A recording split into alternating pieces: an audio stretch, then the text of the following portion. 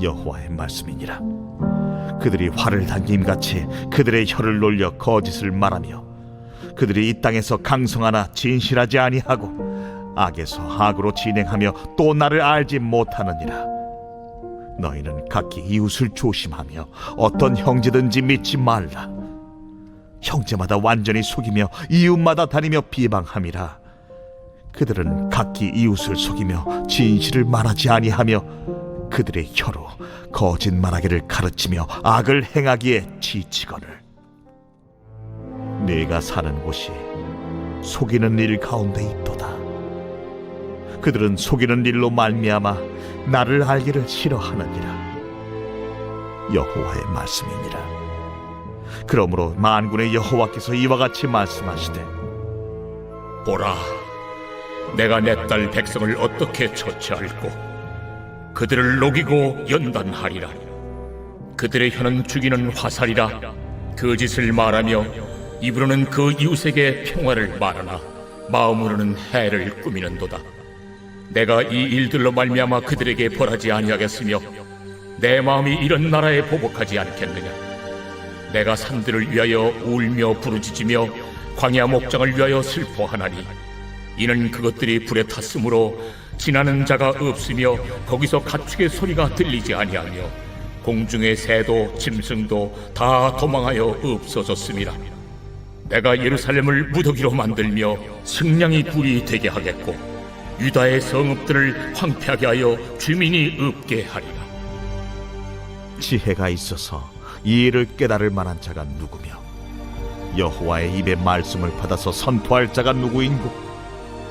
이 땅이 어찌하여 멸망하여 광야같이 불타서 지나가는 자가 없게 되었느냐. 여호와께서 말씀하시되, 이는 그들이 내가 그들의 앞에 세운 나의 율법을 버리고 내 목소리를 순종하지 아니하며 그대로 행하지 아니하고 그 마음의 완악함을 따라 그 조상들이 자기에게 가르친 바알들을 따랐습니다. 그러므로 만군의 여호와 이스라엘의 하나님께서 이와 같이 말씀하시니라. 보라, 내가 그들 곧 이 백성에게 쑥을 먹이며 독한 물을 마시게 하고 그들과 그들의 조상이 알지 못하던 여러 나라 가운데에 그들을 흩어버리고 진멸되기까지 그 뒤로 칼을 보내리라 하셨느니라.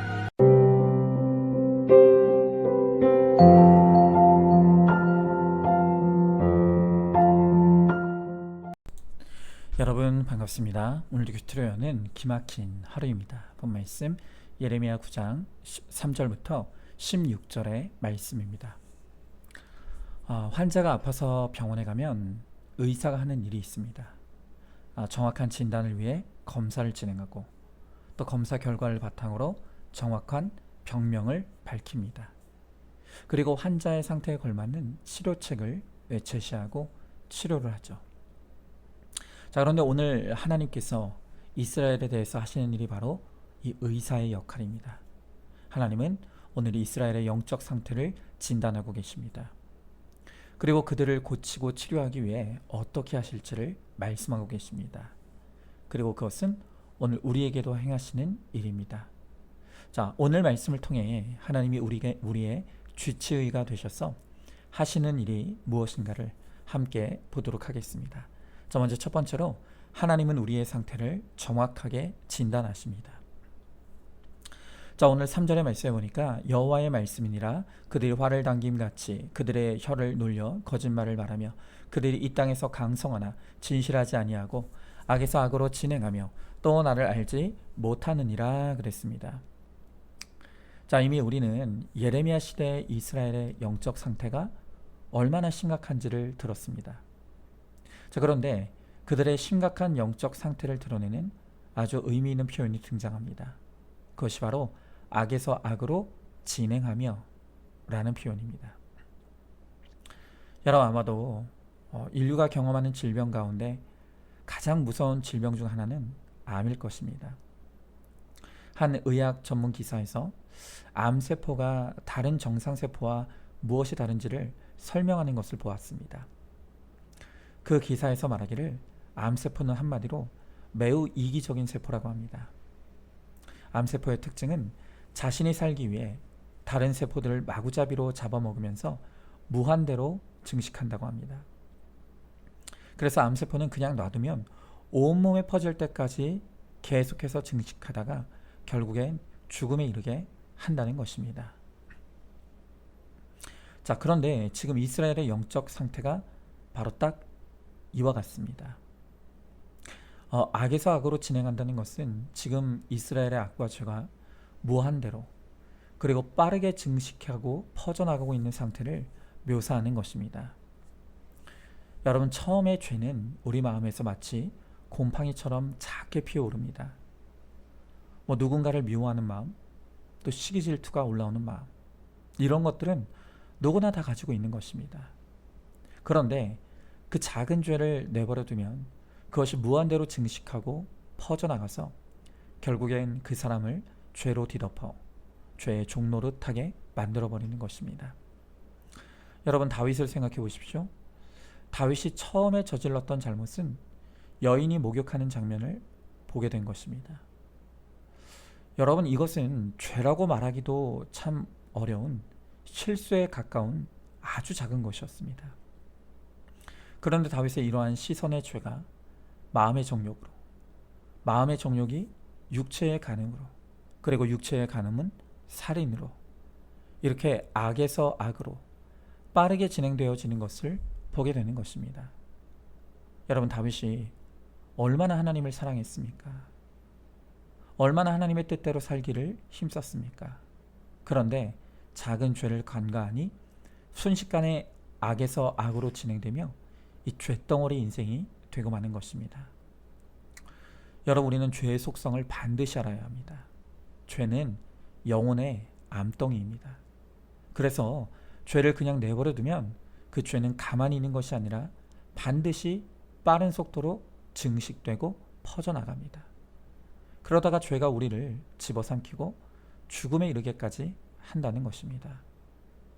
여러분, 그러므로 작은 죄도 절대로 가볍게 여기지 않아야 합니다. 즉시 회개로 잘라내야 합니다. 여러분, 저에게도 뇌종양이라는 너무나 무서운 질병이 찾아왔지만 정말 감사하게도 초기에 아직 작고 또 퍼지지 않은 상태에 발견되었기 때문에 외과적인 수술 없이 피 한 방울 흘리지 않고 아무런 통증 없이 치료할 수 있었습니다. 여러분, 우리도 마찬가지입니다. 아직 작은 죄일 때 우리가 그것을 빨리 회개로 제거해야 합니다. 작은 미움, 시기 질투, 무시, 또 다른 이성에 대한 작은 호감. 여러분, 이것이 지금 내 마음에 곰팡이처럼 피어오르고 있지 않습니까? 그것을 절대 가볍게 여기지 마십시오. 그리고 지금 즉시 하나님과 공동체 앞에 내어놓고 회개하시기 바랍니다. 그럴 때 그것이 악에서 악으로 진행되는 것을 막아줄 것입니다. 자, 한번 질문해 봅니다. 내 안에 나만 아는 작은 죄는 무엇입니까? 이까짓것 하는 마음으로 그 죄를 내버려 두고 있지 않습니까? 회개하지 않아서 악에서 악으로 진행되어 너무 커져버린 죄가 있습니까? 자, 두 번째로 하나님은 택자의 죄를 녹이고 연단하십니다. 자, 오늘 7절의 말씀에 보니까 그러므로 만군의 여호와께서 이와 같이 말씀하시되 보라, 내가 내 딸 백성을 어떻게 처치할꼬 그들 녹이고 연단하리라 그랬습니다. 자, 지금 앞서 보았던 것처럼 이스라엘의 이 암덩어리, 이 죄악은 악에서 악으로 빠르게 진행되며 무한대로 증식하고 퍼져나가고 있는 상태에 있었습니다. 그래서 하나님은 이제 이스라엘을 녹이고 연단하신다고 합니다. 여러분, 녹이고 연단하는 것은 금속을 재련할 때 쓰는 단어입니다. 여러분, 우리가 다 금을 좋아하죠. 그런데 금은 원래는 여러 가지 불순물이 섞여 있는 돌멩이입니다. 그런데 그 돌을 뜨거운 불 속에 넣어 가열하면 다른 불순물들은 다 태워지고 그 순금만 남게 됩니다. 바로 그 재련의 과정을 거친 결과가 우리가 평상시에 보는 그 아름다운 금인 것입니다. 여러분, 이렇게 재련된 순금과 같이 하나님은 우리를 거룩한 백성으로 만드시기 위해 우리 속의 죄의 불순물들을 녹이고 연단하시겠다고 하시는 것입니다. 여러분, 우리가 죄의 불순물을 품고 있는 한 우리는 결코 하나님이 기뻐하시는 거룩한 백성이 될 수 없기에 하나님은 우리를 죄로부터 분리시키시는 이 녹이고 연단하는 과정을 반드시 거치게 하십니다. 여러분, 400년 동안 애굽에서 종살이하던 이스라엘을 하나님께서 출애굽시키신 후에 곧바로 가나안 땅에 들이지 않으시고 40년의 광야를 통과하게 하셨습니다.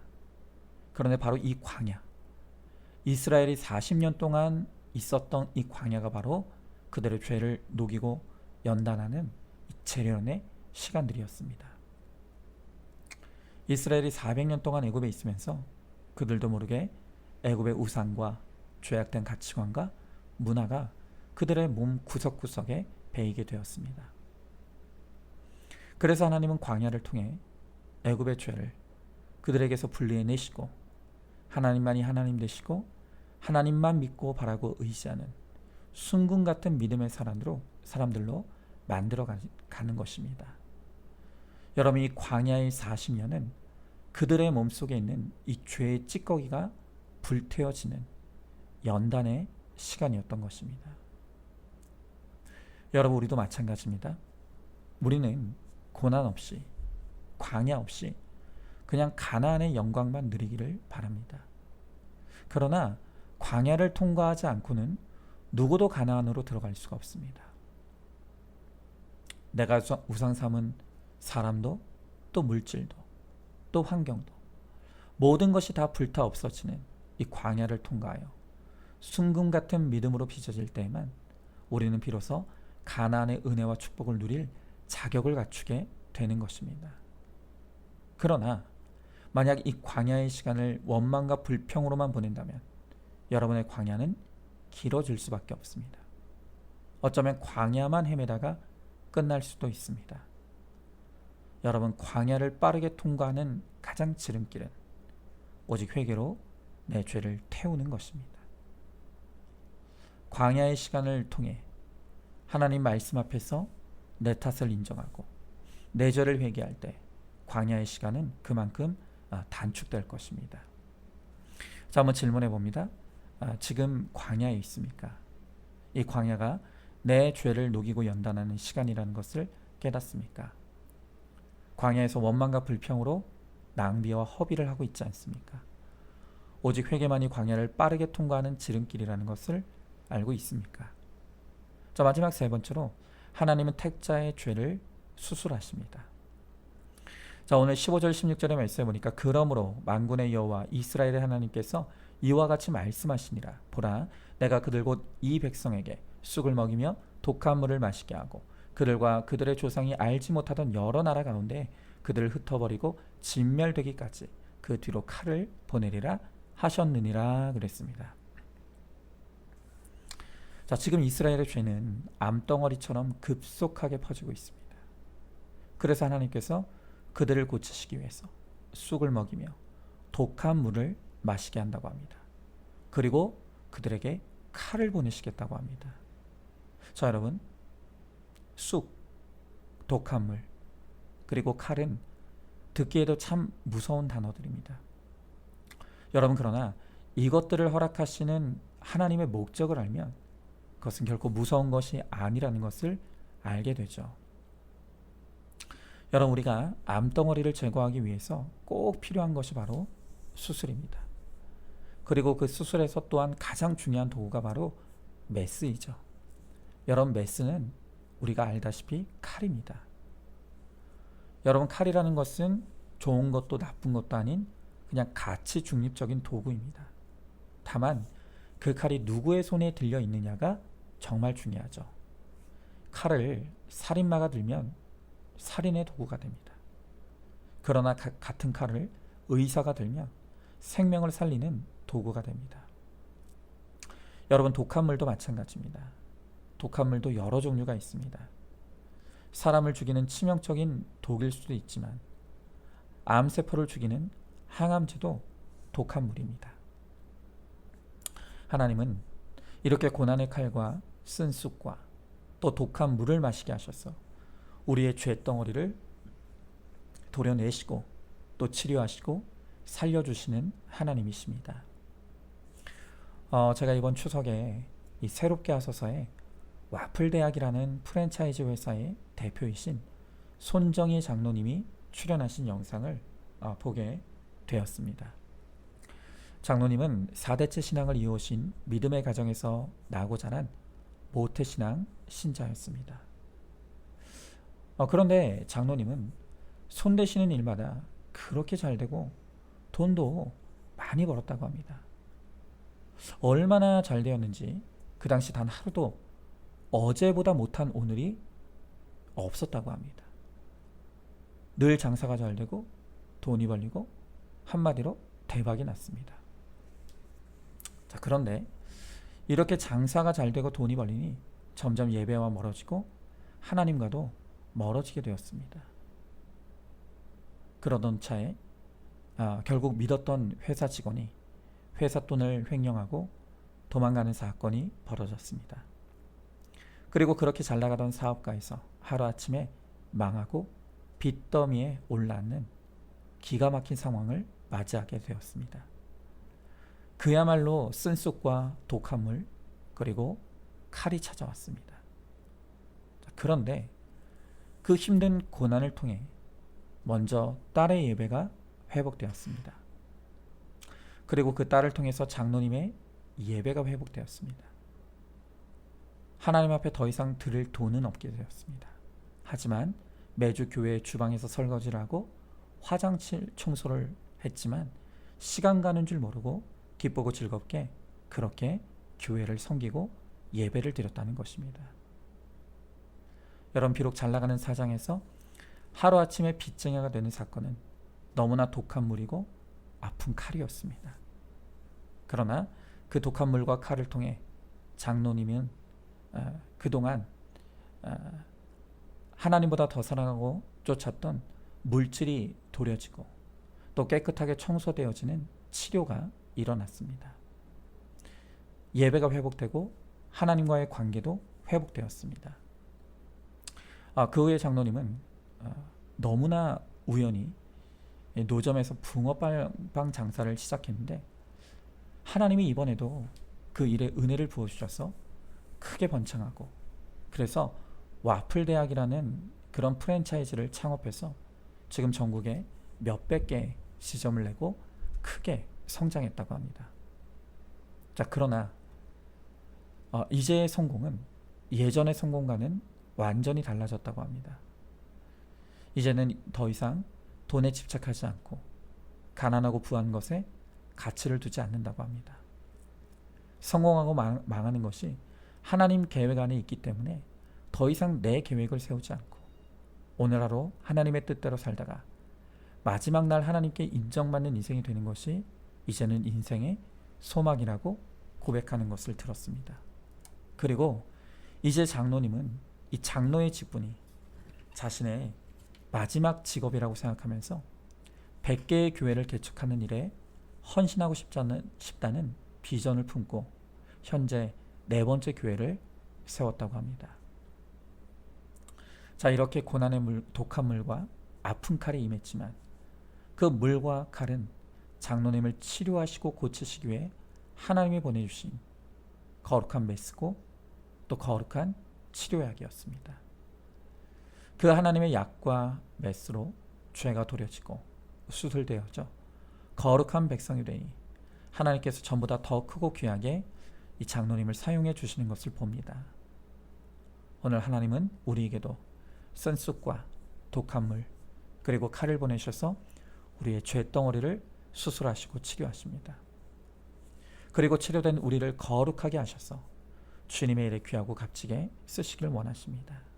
여러분, 하나님의 손 안에 우리를 맡기시기 바랍니다.